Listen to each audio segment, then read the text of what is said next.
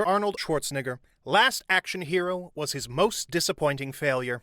The actor was at the peak of his fame at the time, so it came as a surprise for everyone. However, the movie's box office failure was likely a result of excessive confidence in its success. Some may argue that calling it a failure is too harsh, given that the movie was widely recognized, adored, and even achieved classical status. But this only applies to a few countries. Overall, Western audiences rejected Last Action Hero the year it was released, and haven't changed their minds decades later. Even today, the movie is still considered Arnold's failure, as evident from critics' reviews and ratings by ordinary viewers on specialized websites. In interviews, Schwarzenegger agrees with critics and accepts responsibility for the movie's downfall, though there is a small nuance to be addressed later. Last Action Hero was the first movie where Arnold oversaw all stages of production and offered advice throughout the entire process. Since Arnie was one of Hollywood's brightest stars in the early 1990s, the studio gave him complete creative control. This means that Arnold was the one who approved the script, actors, directors, producers, cameramen, and even the composer. After Last Action Hero, he never took on so many responsibilities or attempted to do everything himself again. Arnold has mainly been criticized for making the screenwriter drastically change the original script.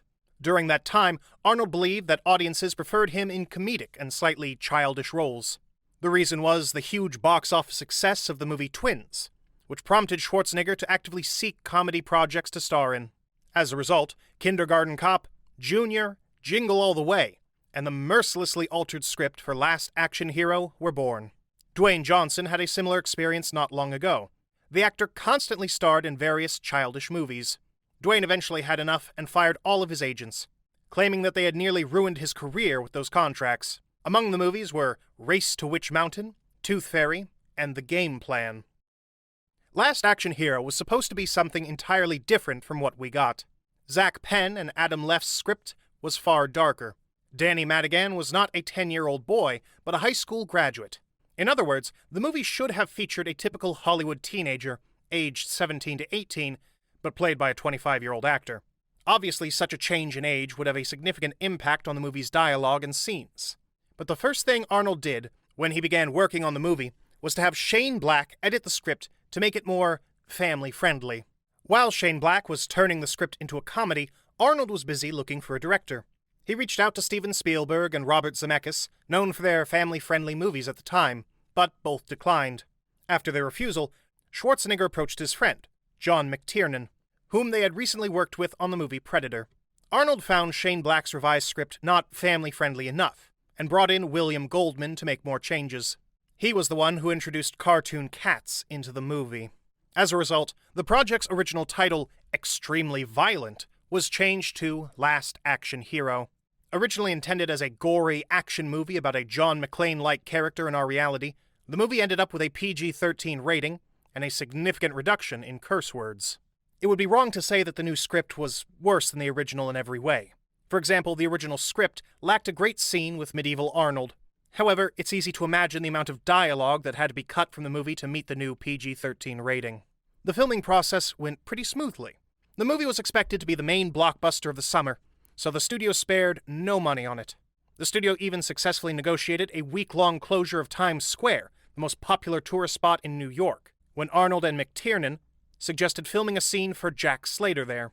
Arnold's production ventures resulted in terrible reviews at the studio's test screenings. The vast majority of viewers didn't enjoy the movie. Now, let's go back to the nuance mentioned at the very beginning.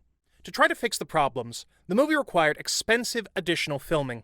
Despite the studio's previous generous support, they refused to provide the necessary funds.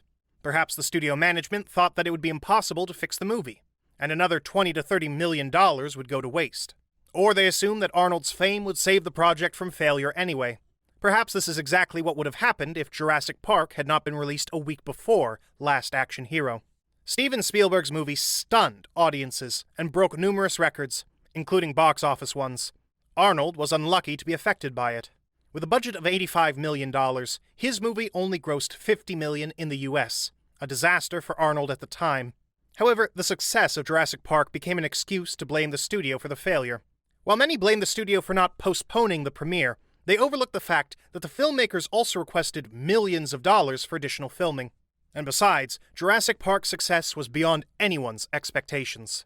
Of course, Steven Spielberg's dinosaur movie prevented Arnold from making a more impressive box office, even considering the quality of Last Action Hero. But critics and ordinary viewers weren't happy with the movie either. They heavily criticized it for being too childish and too cliché. And while criticizing it for being childish is understandable, accusing it of being overly stereotyped and cliché is unfounded. It is especially strange to hear such accusations from so-called professionals, given that the vast majority of scenes in question were done on purpose.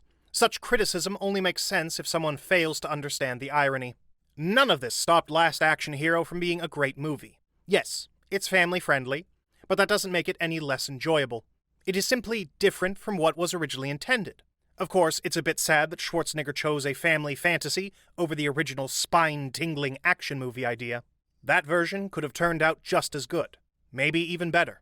In any case, we have a unique movie that has no analogs.